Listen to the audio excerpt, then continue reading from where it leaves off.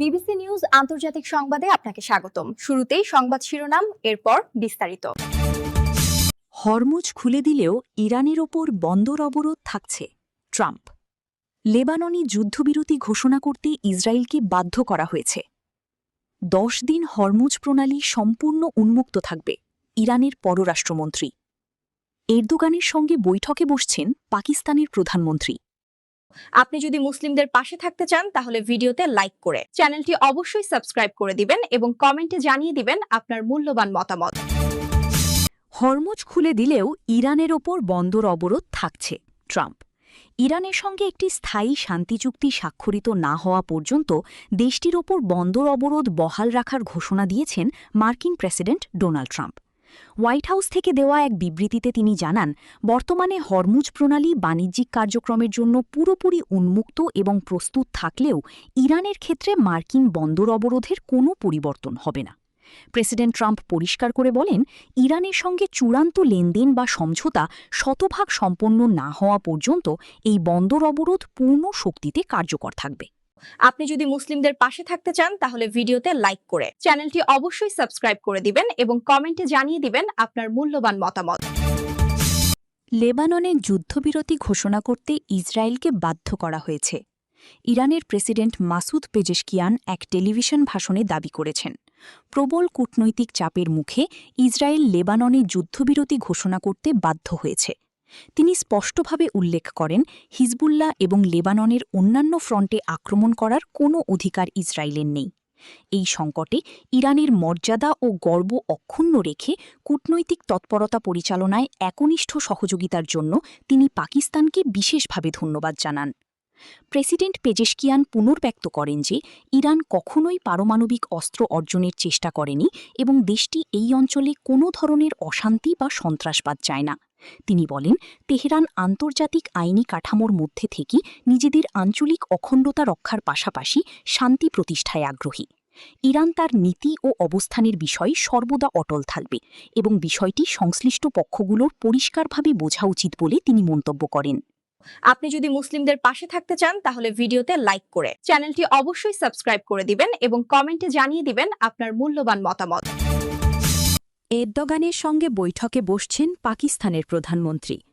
তুরস্কের আন্টালিয়ায় আয়োজিত Antalya diplomacy ফোরামে যোগ দিতে পৌঁছেই দেশটির পররাষ্ট্রমন্ত্রী হাকান ফিদানের সাথে এক গুরুত্বপূর্ণ বৈঠকে মিলিত হয়েছেন পাকিস্তানের প্রধানমন্ত্রী শাহবাজ শরীফ। শুক্রবার 17 এপ্রিল সকালে অনুষ্ঠিত এই বৈঠকে তুর্কি পররাষ্ট্রমন্ত্রী প্রধানমন্ত্রী শাহবাজকে ফোরামে অংশগ্রহণের জন্য ধন্যবাদ জানিয়ে বলেন, president Recep Tayyip Erdogan Pakistani প্রধানমন্ত্রীর সাথে একান্ত বৈঠকের অপেক্ষায় রয়েছেন।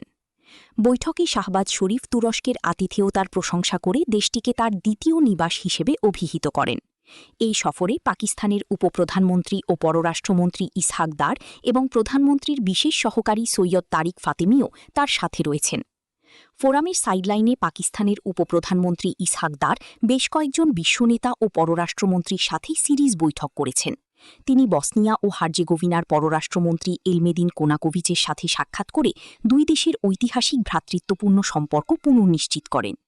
এছাড়া বাংলাদেশের পররাষ্ট্রমন্ত্রী ড খলিলুর রহমানের সাথে এক বৈঠকে ইসহাকদার দুই দেশের দ্বিপাক্ষিক সম্পর্ক শক্তিশালীকরণ এবং আঞ্চলিক উন্নয়নে পাকিস্তানের গঠনমূলক ভূমিকা নিয়ে আলোচনা করেন। উত্তর সাইপ্রাসের পররাষ্ট্রমন্ত্রী তাহসিন তুগলুলগ্লু এবং দক্ষিণ কোরিয়ার কৌশলগত গোয়েন্দা বিষয়ক উপমন্ত্রী জিয়ং ইয়ন্দুর সাথেও তার ফলপ্রসূ আলোচনা হয়েছে, যেখানে তারা পারস্পরিক স্বার্থ সংশ্লিষ্ট বিভিন্ন বিষয়ে ঐকমত্য পোষণ করেন। আপনি যদি মুসলিমদের পাশে থাকতে চান তাহলে ভিডিওতে লাইক করে চ্যানেলটি অবশ্যই সাবস্ক্রাইব করে দিবেন এবং কমেন্টে জানিয়ে দিবেন আপনার মূল্যবান মতামত। 10 দিন হরমুজ প্রণালী সম্পূর্ণ উন্মুক্ত থাকবে, ইরানের পররাষ্ট্রমন্ত্রী। ইরানের পররাষ্ট্রমন্ত্রী আব্বাস আরাকচি এক ঘোষণায় জানিয়েছেন, লেবাননে চলমান 10 দিনের যুদ্ধবিরতি চলাকালীন হরমুজ প্রণালী দিয়ে সব ধরনের বাণিজ্যিক জাহাজ চলাচলের পথ সম্পূর্ণ উন্মুক্ত থাকবে। আন্তর্জাতিক বাণিজ্যের জন্য অত্যন্ত গুরুত্বপূর্ণ এই জলপথটি দিয়ে পণ্যবাহী জাহাজগুলো এখন কোনো বাধা ছাড়াই যাতায়াত করতে পারবে। আরাকচি নিশ্চিত করেছেন যে সাময়িক এই যুদ্ধবিরতির সময়কালে নৌ চলাচলের নিরাপত্তা ও অবাধ প্রবাহ বজায় রাখতে ইরান প্রতিশ্রুতিবদ্ধ। এই সিদ্ধান্তটি বৈশ্বিক জ্বালানি বাজার এবং সমুদ্রপথে পণ্য পরিবহনের ক্ষেত্রে বড় ধরনের স্বস্তি বয়ে আনবে বলে ধারণা করা হচ্ছে। পাকিস্তানের হিপহপ জগতে খুবই জনপ্রিয় ও সাড়া জাগানো শিল্পী হলেন তালহা আঞ্জুম। দেশটির জনপ্রিয় মিউজিক স্ট্রিমিং প্ল্যাটফর্ম স্পটিফাইয়ের সাম্প্রতিক প্রকাশিত 5 বছরের রিওয়াইন্ড তালিকায় টানা পঞ্চমবারের মতো শীর্ষে অবস্থান করছেন এই তরুণ গায়ক। সম্প্রতি স্পটিফাই পাকিস্তান তাদের ইনস্টাগ্রাম পোস্টে শীর্ষ শিল্পীদের তালিকা প্রকাশ করে। সেখানে তালহা আঞ্জুমের পর রয়েছেন আতিফ আসলাম, উমাইর, হাসান রাহিম, নুসরাত ফাতে আলী খান, তালহা ইউনুস, রাহাত ফাতে আলী খান, আব্দুল হান্নান, মানু এবং আসিম আজহার। ইয়াং স্টানার্স ব্যান্ডের একজন সদস্য হিসেবে তালহা ইউনুসের সঙ্গে দীর্ঘদিন ধরে কাজ করে আসছেন আঞ্জুম। তার গানে তীক্ষ্ণ কথনশৈলীর পাশাপাশি পরিচয়, উচ্চাকাঙ্ক্ষা ও সামাজিক বাস্তবতার প্রতিফলন দেখা যায়। গুমান, আফসানায়, বাজ, ডাউনার্স অ্যাট ডাস্ক এবং লাম এই ধরনের গান তাকে ব্যাপক জনপ্রিয়তা এনে দিয়েছে। চলতি বছর তিনি 2 AM ইন লন্ডন শিরোনামে নতুন একটি সিঙ্গেলও প্রকাশ করেন।